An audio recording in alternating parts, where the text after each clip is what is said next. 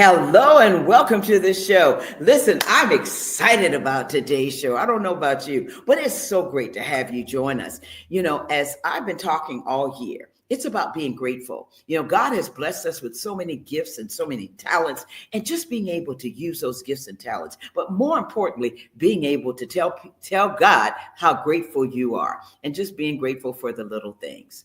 So, you know, we're coming to the close of this year, because now Christmas is coming up, Hanukkah, we have Kwanzaa, and so many celebrations coming up.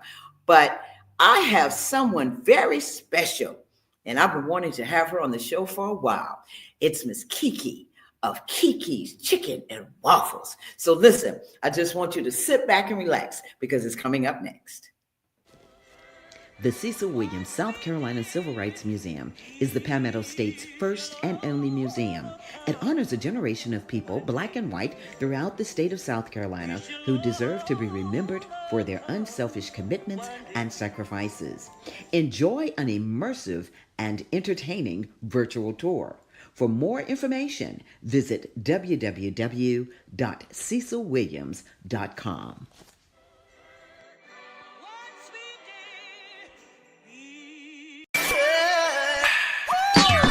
Hello, everybody. It's Finkley of the Michael Finkley Show, and you're watching Gold right now. Why? You're watching the Tammy Show. Stay tuned. Welcome back. I always want to say thank you so much, Dr. Michael Finkley, Grammy Award nominee. And so we'll see about that in February of 2025. Congratulations, Dr. Michael Finkley, and thank you, my friend. So, as I told you, this person is a devoted wife. She's a devoted mother. She of one son, Tyler, who's 8 years old. She's a serial entrepreneur. And when you say that, you know, you have to say serialpreneur. And then, of course, she's a philanthropist and much more. So without further ado, come on out, Miss Kiki. Thanks, Tammy. How are you? I'm doing pretty good. Can't complain. Thank you so much, beautiful, for being on the show. You know, I didn't say your name, which is Kit Wanda. I'm saying Kiki, because people know you as Kiki. Yes, it's Kitwanda. Kiki is actually my nickname. Some high school classmates actually gave me that nickname, and that's how Kiki kind of started, because most of my family, they call me Key. So yeah. Well, you know, one of the things that I always ask my guests, we're sitting on the couch, we're talking. Talk about if someone says to you, "Hey, is that Kiki?" Girl, tell us about who Kiki is. Who is Kiki? Oh man. Do I have time to go through that whole You got time. Come on. So Kiki, now do you want me to tell about the restaurant first, or just talk about you? Talk about okay. Kiki. So about me, I went to USC, graduated with a degree in marketing and sports entertainment management. So I do not have a culinary degree. Wow. You know, I always had that dream to start my own restaurant. I actually have a business plan that I did in high school to open up a restaurant called Kiki's Restaurant. And so, you know, it's always been in my mind to open it up. And, you know, once I started to work in other restaurants and watch my mom and my grandparents cook in the kitchen, you know, that's pretty much where my cooking background came from. And so when I met my husband 14, 15 years ago, while we were working at a local restaurant here in Columbia, we both wanted to open up our own restaurant. And that's pretty much what we did. We went down to Gladys Knight Chicken and Waffles. Used to be the spot in Atlanta. That's right. We stood in line for 2 hours to get into Gladys Knight Chicken and Waffles. Like I said, this place was the place to be. And, you know, we started thinking, it was like, you know, we need to bring a chicken and waffle spot to Columbia. And so that's what we did. We brought it back to Columbia, and, you know, it's been a hit ever since. You know, we have a son, Tyler. He's 8 years old. He's a little modeler and actor. So I'm a momager too, as well. Wow. Now, Kiki, people don't know this, but you're from the Low Country. I was Yes. going to wait for you to say. So you are from the Low Country. You're from Johns Island. So I'm actually from my dad's from Parker's Ferry and my mom's Parker's from Ferry. Hollywood. So That's right. those are That's my right. two areas I'm from. I actually lived in Charleston for a few years when I was younger, and then I moved around a lot because my dad was in the military. Yeah, wow, that's right. So Low Country, the Gullah Yes, Geechee, Low yes, Country. All right. yes. Yeah. So Kiki, when we talk about this journey, because you started us out on this journey of where you and your husband wanted to do this business. Where are you now when you look at where you were then? What would you say about where you are now? I would say that I'm very fluent in the restaurant business now because when we started out, yeah, we understood the business, but we really didn't know because we weren't owners. We didn't know that part of it, and now we understand.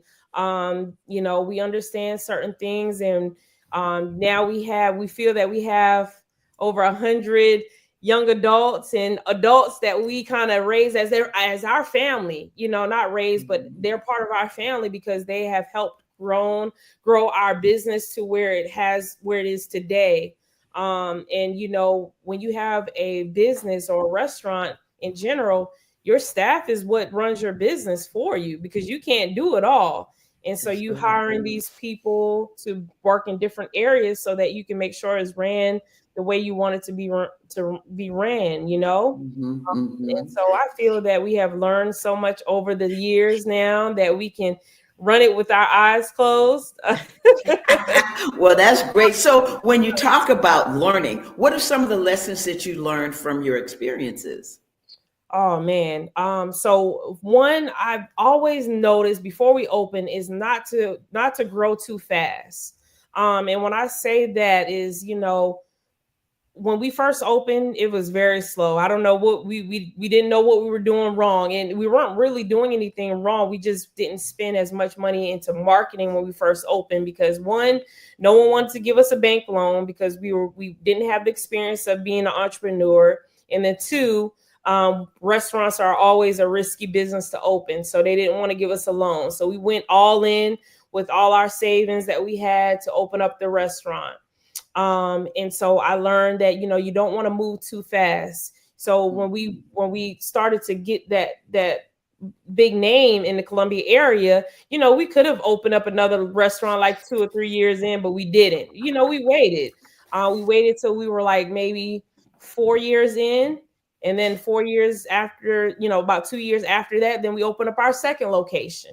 And then about 6 or 7 years later, then we opened up the Charleston location. I'm just the type that I want to take my time and make sure there's the right move. Right. Another lesson that I learned is, don't be afraid to ask questions. I think as women or as Black entrepreneurs, we don't want to ask questions because we're afraid of what someone's going to say, or they're not going to give us, they're not going to help us. Mhm. I'm the type that I have that mindset. I'm gonna go find it, find the answer. And if I can't find the answer, then I'm gonna ask someone who has been where I'm trying to go. That's very important because, you want to follow that blueprint that they went through so that you won't make the same mistake. And some people are willing to give you that information. Yeah, yeah. So talk about being this serialpreneur. What are Mhm. the other businesses and how did you decide that you would go from this business to open this business to start this business? So, the pandemic is what made me be a serialpreneur, because when the pandemic hit, it hit the hospitality industry very hard. And Mhm. we started thinking, it was like, wow, what do we need to start so that we can have our money make money for itself and we don't really have to do anything? Or what can we do to become financially wealthy? And real estate was number one. And so we're a real estate investor. We started out with just one property, bought it, at a low price, rehabbed it, fixed it up, and we rented it out to people who need a place to stay. So we started growing and doing that. So now that's what we do, and that's building that generational wealth, so our future kids can have something to be able to, make money for themselves when you don't have to do anything and they can keep it. What else? We have a venue. So we have a lot of people that ask about catering and renting out our restaurants. And, a restaurant, I like to keep my hours consistent. Some places they say, well, we're going to close on tomorrow because we have a private party. It's okay. But what about your customers that want to come in and dine at 5 o'clock because they're hungry? You can't turn them away. And that's where that consistency, it has to be consistent. And so I just decided, let's open up a venue. Everyone throws parties, receptions, baby showers, and then we can cater outside of that venue. And so that's what we did as well. So we have a venue named Sweet 60. And then what else we have? We used to have a liquor store, but we sold that. That just was not the business that I wanted to get into. It's not a good business for someone who just has one location. I would say, so I wasn't very into that business too well. So we actually sold it, and it was a good sale for the person who purchased it because it was basically a business in a box. We left everything in the business, showed them how to do everything. Showed them how to order all the inventory, how to, do their inventory, all that. So it was a business box. So they just basically had to walk in and put their name on the business, and that was it. Wow. So, having all of these businesses, when people think about going into business, a lot of times they see the glory, but they don't really know the story. What about those obstacles that you and your husband face with starting your business? Can you talk about that? Oh, yeah. So when staff don't want to come in, or they can't come in because their child is sick or they're sick, and you got a restaurant full of people, what are you going to do? And, that would have to be the number one issue that, we deal with, because, when you have a restaurant that's full service and you have to have servers to serve guests, that's needed. What else would be a issue that we've had to go through? Obstacles. Once again, helping, being able to find loans in the beginning. That was a number one. We could have said, let's not do this. This is not going to work out. And just giving up, but we didn't. We just said, we're going to keep going and find a way and make a way to open up this restaurant. And we did. And now when we go into a bank, when you say, hey, I'm Kiki of Kiki Shake, oh yeah, what are you looking for? What do you need? We can help you do this. That's how it is now. So we've built our brand. We have put it in a way where we can walk into rooms and be able to be noticed. And I hate to say it, that's just what it is. That's what you have to do to build your business, because nowadays, if you come into a business and a bank and you have your business plan, they still want to see that.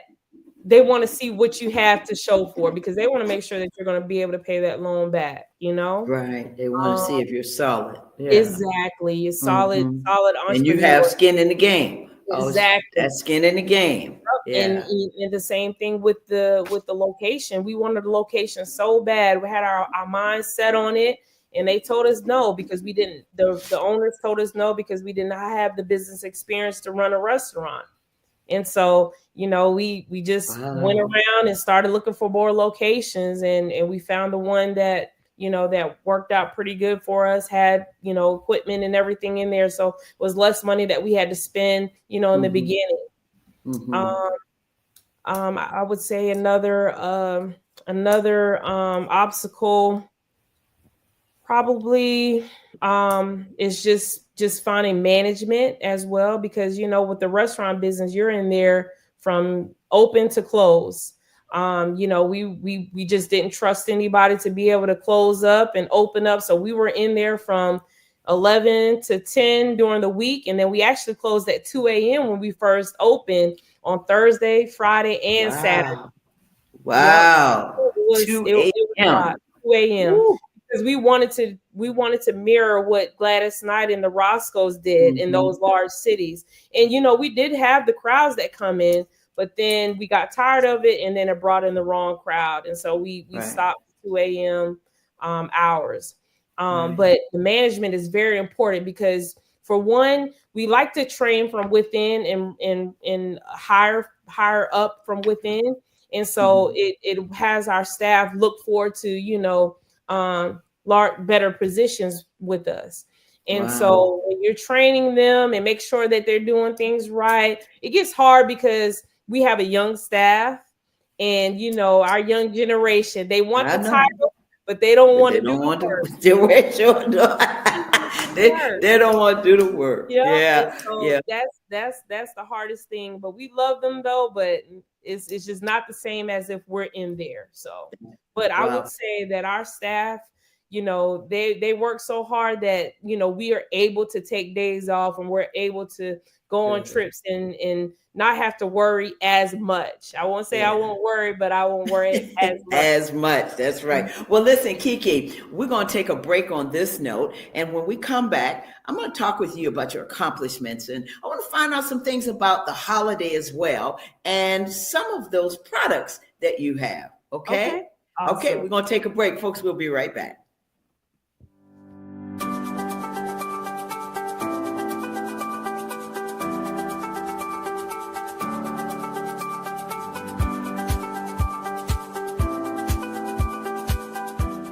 The Orangeburg County Conference Center supports downtown Orangeburg and our surrounding communities. The 6,000 plus square foot space is ideal for groups of up to 400 people attending corporate meetings, conventions, workshops, and special events. Conference Center staff are inspired to ensure that everyone can enjoy the modern amenities. State-of-the-art ballroom that accommodates up to 400 guests banquet style and 430 guests theater style. A warming kitchen with hot boxes, ice machine, refrigerator, freezer, and counter space. A lobby that accommodates 150 guests with special events outdoors. The comfortable outdoor amphitheater has a video wall and seating. Adjacent to the amphitheater is 12,000 plus square feet of green space that extends events outside, plus complimentary on-site event parking and additional parking across the street. Your event can take place all in one spectacular location. We welcome your special event in Orangeburg.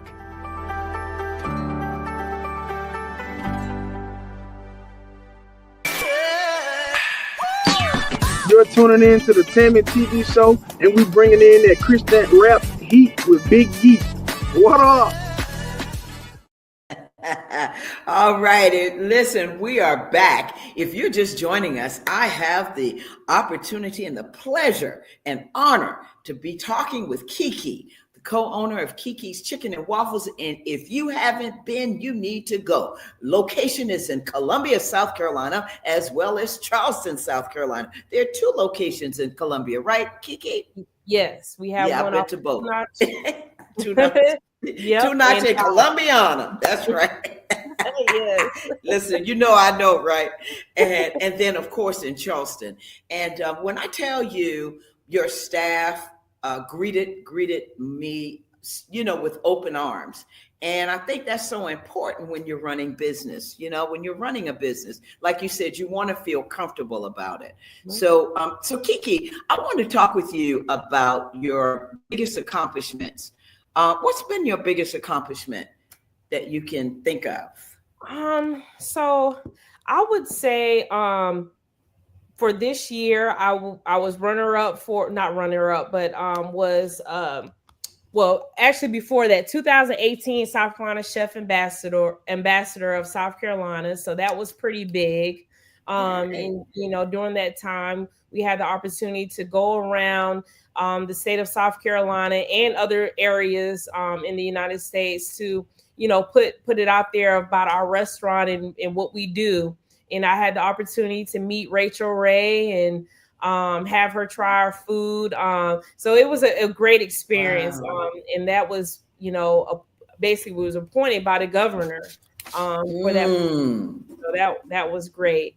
And then for the James Beard Award, we didn't win. Wow. But we were nominated this year, so that's a big thing. The Oscars of the food world. Yes. James Beard, what? Yes, very familiar with it. So Kiki, when we talk about the all of the accomplishments that you have had, which are numerous, that we can't even go mention it on the show because it's a lot. Yes. What would you say has attributed to you becoming the person that you are now? I would say mainly from just my family, because I wouldn't be where I am at today by the values that they have taught me, from just the cooking skills and the recipes that I've learned, just the discipline that they've taught me, because discipline can take your business to a whole new level. And a lot of people don't know that. People want to start their own business and be entrepreneurs, but they don't have a discipline to sit down and actually write out a business plan. Or they don't have the discipline to be that go-getter and find out the information and not want someone to give it to you. Like, I know that we have so many different free resources in South Carolina for you to get information on how to start a business or expand your business. But a lot of people don't know that. They'll pay someone $800 to help them get an EIN number. Why? It's free. You should know how to, you can do that. And we have free resources for you to learn that, or have someone help you do it. So, I thank my parents, I thank my grandparents, because, my grandmother, I talk to her almost every week. I try to every week, and she always say, every day I pray for you, and I pray for your restaurant and your businesses or whatnot. And then also just to talk to her about, just how things were back in the day. And it has me so teary-eyed sometimes when I think about it, because we're so blessed and not have to go through some of the things that they went through when they were younger. My grandmother's 83 years old, still in the kitchen, cooking and teaching me how to do certain things. So I'm still learning from her every day. Same with my mom teaches, my mom works at our North Charleston restaurant as part-time, and my brother and my sister, they work full-time there, and they agreed to do that, and I asked them and they said yes, no problem, we'll do that. And I appreciate them so much, because how would I open up a restaurant in another city that I'm not at and have it be able to be ran, the way that I want it to be ran? So that's very important.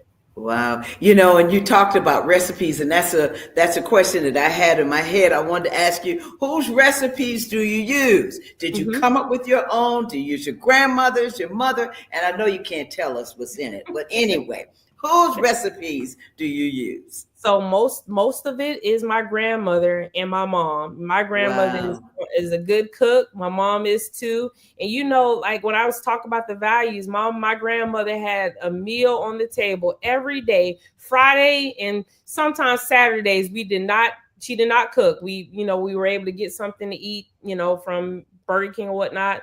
But every day she cooked. And my grandfather, he passed away during COVID or whatnot, but he used to fish and had his garden and all this type of stuff. So now I have a garden in my backyard that I do a garden, grow things or whatnot.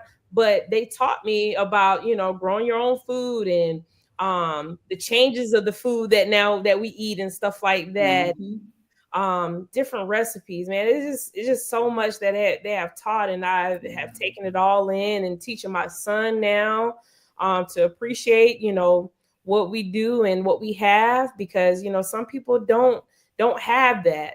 Yearly, we actually started 3 or 4 years ago, going to our local food line. to pay for groceries for, just random families on Thanksgiving. And I thought about it, everyone has these turkey drives, which are good to have turkey drives. And I started thinking, I was like, if you're giving, a family a free turkey, what about the other sides and stuff like that? And so I was like, you know what? Let's randomly go to a food line or a store in our community, which is the food line. Let's go there and just pay for meals. And so that's what we did. We did it this past Thanksgiving. And just seeing the people that, put a smile on their face. One lady didn't have enough money to pay for her meals and pay for her food. And, just, by us doing that, she was so thankful. And we just enjoy giving back and helping people who don't have, enough to put food on their table. Right. And that's why I say this is all about being grateful, because God's blessed us with so much, Oh, yes. And we have to show that gratefulness.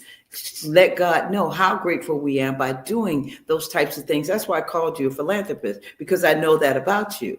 And one of the things is, we're coming to the close. As I said, the holidays are coming up. What's your favorite part about the holidays during this time of year? I would say just family, being around family. That's one thing, being an entrepreneur. Sometimes you can get so bogged down of work and business. But I always set aside time for family and spending time with my family. If I'm riding down in Charleston, or I'm going to a football game for my son, or we going to the movies, I'm setting aside time just to be around family, because when that time is not there, or we lose a loved one, God forbid we do lose a loved one, we're going to wish that we have that time back, and we can't get it back. Money can always come, but time won't ever come back. And so I want to make sure that I spend as much time I can with family during the holidays, and just show love, because love is all we need. We need it all in this world. So yeah, that's it. And what's the philosophy you live by, Kiki? What's your philosophy? What's my philosophy? Keep God first in any and everything, and God is always faithful. Before we open the restaurant up, of course, every Sunday I'm in church, and now I always try to make sure that I'm in church every Sunday. If not, I'm logging into our online services or whatnot. But I just know that always keeping God first and keeping him involved in my life and being involved in church is important. Because without him, I would not be where I am today.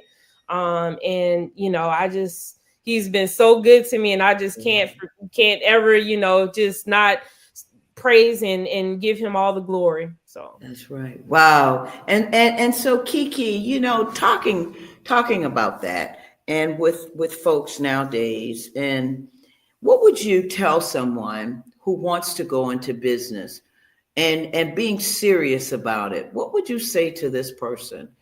And they're thinking about going into business, but they're discouraged because they may not have any funding, because somebody has told them, "Oh, girl, you can't do that. That doesn't sound right. That doesn't make sense. You need a whole bunch of money to do that." What would you say to that person? So for one, I'll just say don't give up. And I always like to say that starting out a business is almost like going on a journey in your car, and you're trying to make it to a destination. When you're going on that journey, you're going to be at a light. You're going to be stopped at a red light. You're going to be stopped at a yellow light to slow down, or you're going to have a green light to tell you to go. You're going to hit a detour and tell you go this way, go that way, or it may tell you to go around this curve. It's not going to be a straight way where you're just going nonstop and you're not stopping. It's always going to be some sort of stopping point where you're going to have to sit and stall. Maybe, hey, think about this for a second. But then it's not going to tell you to turn around and go back home. You're going to still go to get to your destination, right? So I always think of it that way. Never give up when you're trying to get to your destination. You're always going to try to make it to that ending point. And that is to start your own business or expand your business. And so I always think of it in that, I guess you would call it that metaphor, because if we're trying to get to a destination, we're going to hit traffic. And we never say we're gonna go back home, right? We say, hey, let me just sit here and let me find another way around to get to my destination. So think about it that way. Another thing I would say, find a mentor. There's a mentor out there for somebody, but you just got to find the right person. Everybody's not going to be your mentor. Everybody's not going to be your person, but you got to find the right person. And when you do, let that person pour into you, but you got to also pour into that person too. Sometimes we want so much from someone else, but we're not pouring into them. What can you do to help that person? And when I say that, take that person out to lunch and you explain to them what you can do for them. Hey, I can post on social media for you for a couple months while you give me advice on how to start this business, or I can, answer emails for you. What can I do to help you? And one other advice I can give is, let's see, have a plan. That's what have a plan. Don't just go out there and just say, you know what, I'm going out here because Tammy or Kiki's doing it, and I think it's so easy because I can make it look so easy. But when I get behind them kitchen doors, you don't know that so and so just called out, and I have nobody back there frying chicken. Now I got to roll up my sleeves and fry chicken, and then I'm coming out and smiling at you and making it seem like everything is good in the back. But that's right. Having a plan, something doesn't go right. What are you going to do to fix it? You got to go in and ready to knock it out and get it going, because your customers, they're still going to come in and they want that good food, or they want that service that you're going to provide them. So you got to make sure it's right every time. Sometimes it may not be right, but how are you going to fix it to make sure it's right the next time? So that's right. Kiki, talk about your products before we get off. Talk about the products. Yes. Okay. So we have our chicken breading, and we actually developed that during COVID. It's our Kiki's chicken breading. It's actually seasoned. So those of you who don't know how to season chicken, because I know sometimes we don't know how to season chicken well, but you can actually use our chicken breading to season your chicken and just deep fried, and it tastes just like our Kiki's chicken when you come into our restaurant. Wow. So we have that. We have T-shirts that we will be selling by the start of the new year. And then of course we have, our menu that we have pretty much soul food, breakfast items, pretty much a good variety of food on our menu. So if you don't eat chicken and waffles, we have soul food, we have Kool-Aid, we have smothered chicken, smothered pork chops. So we have it all. Yeah. And so Kiki, while we're talking about all these products, I want to find out what's next for you. What's next for Kiki? The restaurant is my life. I love it. And I love meeting the people that we have met over the years. And so we want to open other locations. And we're just trying to find a strategy that fits us, and when I say fits us, we want to be in our business where people can meet us and greet us, and we can greet them. And when people say, hey, I know Kiki, that makes us feel good. And it makes our customers feel good too, that they know the owner and they can see them and talk to them. And so if we have 5 restaurants, 6 restaurants, it'll be hard for us to do it. 3 locations is hard, but we still manageable. We can drive down there and greet and meet our customers and whatnot. And so we're trying to think if we want to do the franchise route, which I really don't, but that's what we're thinking about doing to grow our soul food Kiki's Chicken and Waffles brand.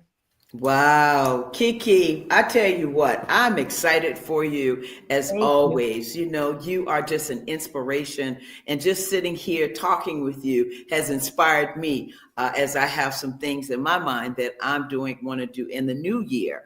And so thank you for that. Thank you for being so transparent about being a business owner. My last question that I ask everybody is 3 words that describe you. 3 words. 3 words. Yes. Let's see. I'm lovable, friendly, and I am oh man, I would say introvert, because I love it. I'm a homebody. Homebody. Let me think of the homebody. I love to be in my house. I can be in my house all day and I don't have to go out. If I'm not working, I'm inside my house. But you know what? You said you're an introvert, but you also an extrovert. You have both parts, because look, you wouldn't be able to sit here and do this interview and talk like this with me for the time that we have been talking. So Tammy, you know what? You're right. And I have gotten out of my shell, because before I wouldn't do anything like this. I promise you I wouldn't. Wow. Because I like to be behind the scenes. People, like, we just did a catering today. And when my staff was like, yeah, this is Kiki right here, everybody was like, what? You're here? I didn't even know you were real. Like, people don't even know I'm real.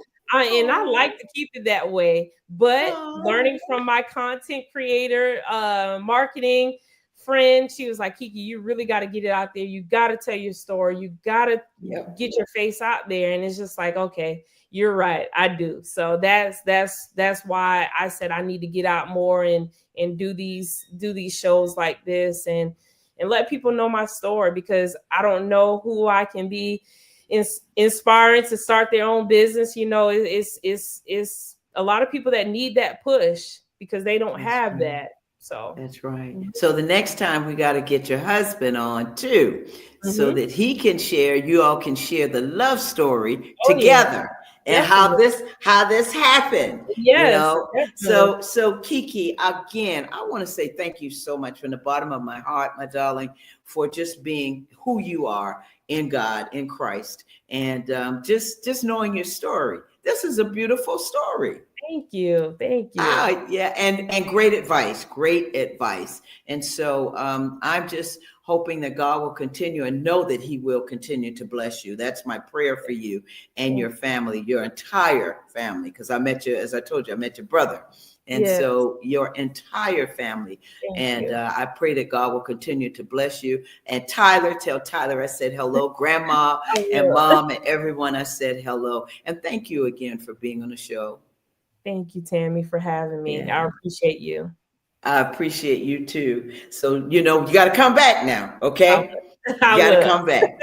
Much love to you, Kiki. God bless you. Happy holidays. To you. Okay. Bye-bye.